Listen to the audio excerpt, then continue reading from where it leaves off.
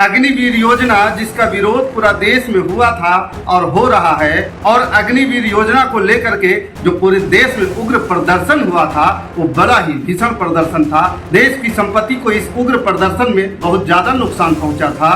तो वही साथ ही इस लोकसभा चुनाव में भी प्रधानमंत्री नरेंद्र मोदी को नाको चना चबवा दिया और साथ ही इसका नतीजा ये रहा, बीजेपी बहुमत से बहुत दूर चली गई।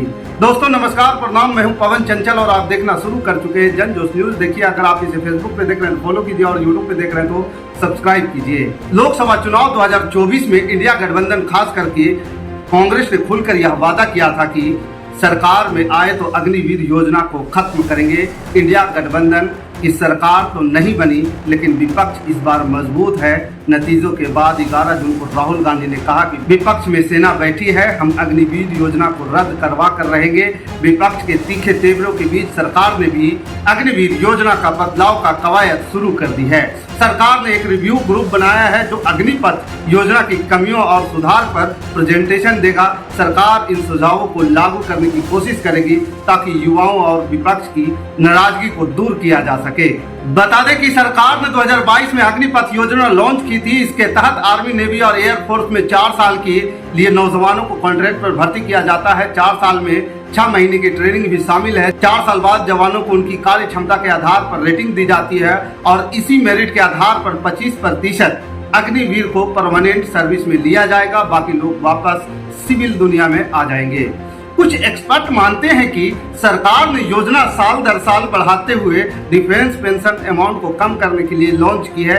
नई परमानेंट भर्तियां के चलते हर साल सरकार का पेंशन का बोझ बढ़ता जा रहा है। एक्सपर्ट के मुताबिक अग्निपथ योजना में कुछ बड़ी कमियां हैं, खामियां हैं। अग्निपथ योजना के तहत 4 साल के बाद केवल 25% सैनिक को ही अस्थायी सेवा के लिए चुना जाता है। मतलब इससे बाकी 75% सैनिकों को नौकरी से निकाल दिया जाता है। इससे उनके जीवन में रोजगार की संभावना सीमित हो जाएगी। वे किसी भी एक ऐसे पेशे में एक्सपर्ट नहीं बन पाएंगे। पहले अग्निपथ की तैयारी में 3 से 5 साल चले जाएंगे और इसके बाद 4 साल की नौकरी मिलती है। जब यह नौकरी खत्म होगी तो फिर नया काम सीखना पड़ेगा।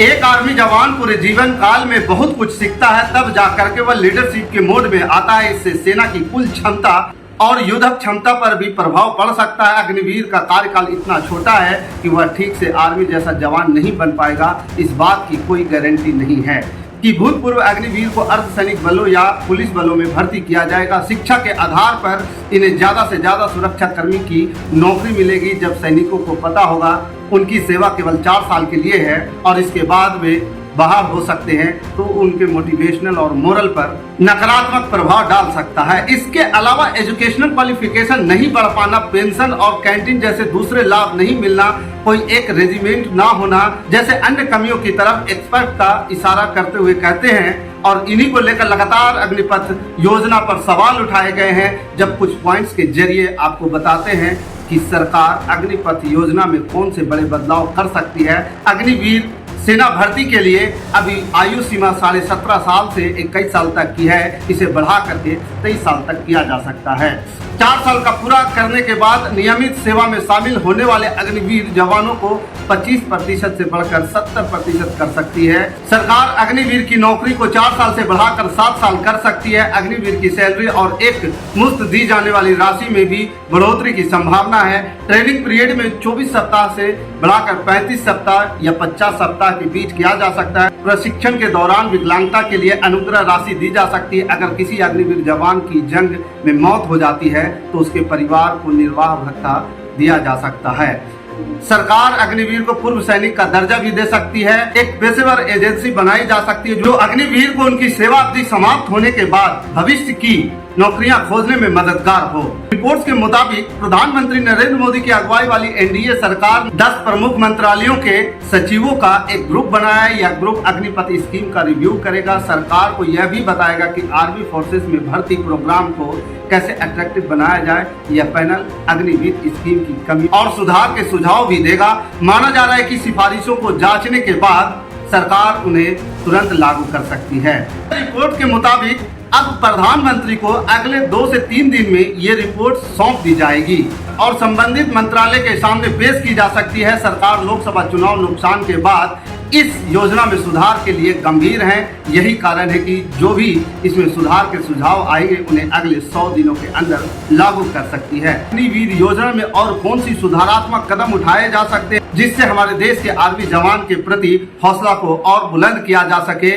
लेकिन एक चीज और मैं बताना चाहूंगा कि जहां तक मुझे उम्मीद है कि जिस तरह से कांग्रेस इस योजना के तहत लोकसभा चुनाव में बार बार खुल करके बोल रहे हैं कि देश में 2 तरह के शहीद नहीं चलेंगे, तो मुझे ऐसा लग रहा है कि इस बार जो सुधार किए जाएंगे अग्निवीर योजना में, इस सुधारात्मक कदम में लगता है कि ये भी शामिल होगा।